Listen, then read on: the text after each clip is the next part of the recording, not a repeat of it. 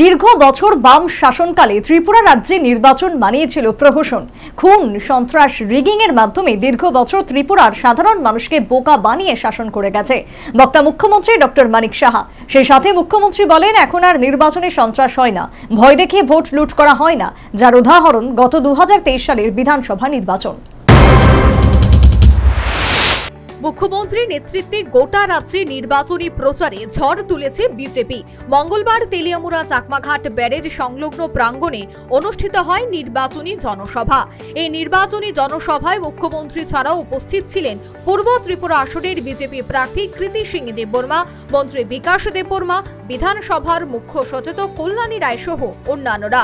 জনসমাবেশে রাজ্যের মুখ্যমন্ত্রী ডক্টর মানিক সাহা বলেন, প্রতিটি মানুষের কাছে পৌঁছতে হবে, কারণ প্রধানমন্ত্রী মোদী মানেই উন্নয়ন। যে ব্যক্তি কেবল উন্নয়নের গ্যারান্টি প্রদান করেন না, তার সাথে এর বাস্তবায়নেও গ্যারান্টি দেন, তিনি হলেন দেশের প্রধানমন্ত্রী। কাজেই সেই ব্যক্তির হাতকে শক্ত করতে আগামী লোকসভা নির্বাচনে ত্রিপুরার 2টি আসন উপহার দিতে হবে, আর তার জন্য মানুষের পাশে থেকে মানুষকে পাশে নিয়ে কাজ করতে হবে। আমাদের এই যে মহিলারা, তাদের যদি আমরা সশক্তিকরণ না করতে পারি, তাহলে এই দেশ কখনো শক্তিশালী হবে না। যে কারণে উনি আইন এনেছেন। এই আইনে কি বলেছেন? 33% রিজার্ভেশন মহিলাদের জন্য অ্যাসেম্বলি এবং পার্লামেন্টে সেই আইন পাশ করেছেন। আর তার আগেও আমাদের ত্রিপুরা সরকার মহিলাদের জন্য চাকরির ক্ষেত্রে 33% আমরা রিজার্ভেশন রেখেছি। বন্ধুগণ, মহিলাদের জন্য আপনারা দেখেছেন তাদের সুরক্ষার যেখানে প্রশ্ন, আমাদের ত্রিপুরা তো একমাত্র স্টেট যেখানে সব ডিস্ট্রিক্টে মহিলাদের দ্বারা নিয়ন্ত্রিত আমরা মহিলা থানা।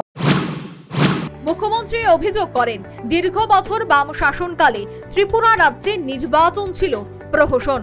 খুন, সন্ত্রাস, রেগিং এর মাধ্যমেই দীর্ঘ বছর ত্রিপুরার সাধারণ মানুষকে বোকা বানিয়ে শাসন করে গেছে। কিন্তু 2018 সালে মানুষ এর চেয়ে নিস্তার পেতে ভরসা করেছিল ভারতীয় জনতা দলের উপর। আর সেই ভরসাকে সম্মান জানিয়ে 6 বছর ধরে ত্রিপুরার উন্নয়নে কাজ করে চলেছে ভারতীয় জনতা পার্টির নেতৃত্বাধীন সরকার। এখন আর নির্বাচনে সন্ত্রাস হয় না, ভয় দেখিয়ে ভোট লুট করা হয় না, যার উদাহরণ গত 2023 সালের বিধানসভা নির্বাচন। কিন্তু আমরা কি দেখলাম, এই 5 বছরে কমিউনিস্ট যা করলো একদম কার্বন কপি, এই কংগ্রেসও সে একই কাজ করলো। আমরা তারপর বুঝতে পারলো যে না, এদেরকে দিয়ে কিছুই হবে না। যখন প্রধানমন্ত্রীজির আহ্বানে এবং সারা ভারতবর্ষকে একটা নির্দিষ্ট গতিতে উনি নিয়ে যাচ্ছেন, তখন মানুষের ভরসা হলো যে এই হচ্ছে আমাদের দেশের কান্ডারি, যিনি এই দেশকে সঠিক পথে নিয়ে যাবেন। ত্রিপুরাতে 6 বছর ধরে আমরা সেই পথে কাজ করেছি, শান্তি প্রতিষ্ঠিত হয়েছে। বন্ধুগণ, বারবার যখন এখানে আমরা 2023-এ ইলেকশন, এখানে সাধারণ বিধানসভা নির্বাচন হলো, তখন আমি বারবার বলেছি আমরা এইরকম একটা নির্বাচন আমরা এখানে করতে চাই যেটা ইতিহাস হয়ে থাকবে। মানুষ বলবে যে এইভাবেও নির্বাচন সম্ভব ত্রিপুরাতে, এবং সেটা কিন্তু আপনারা সবাই মিলে এবং আমরা সবাই মিলে সেই কাজটা আমরা। প্রসঙ্গত উল্লেখ্য, একসময় তেলিয়ামুড়া সহ কৃষ্ণপুর বিধানসভা এলাকা ছিল সাংগঠনিকভাবে আমাদের মুক্তাঞ্চল। কিন্তু 2018 এর বিধানসভা নির্বাচনে বামেদের সেই মিথ ভেঙে যায়, শুরু হয় তাদের সাংগঠনিক রক্তক্ষরণ, যা আজও অব্যাহত। আর এর জেরেই বিগত বিধানসভা নির্বাচনে এই 2টি আসনেই বিজেপি প্রার্থীদের বিপুল ভোটে জয়লাভ। যদিও বামেদের অভিযোগ, বিগত বিধানসভা নির্বাচনে তিপ্রামথা সংশ্লিষ্ট 2টি আসনে প্রার্থী দিয়ে বিজেপি বিরোধী ভোট বিভাজনের মাধ্যমে শাসক দল বিজেপিকে সুবিধে করে দিয়েছিল।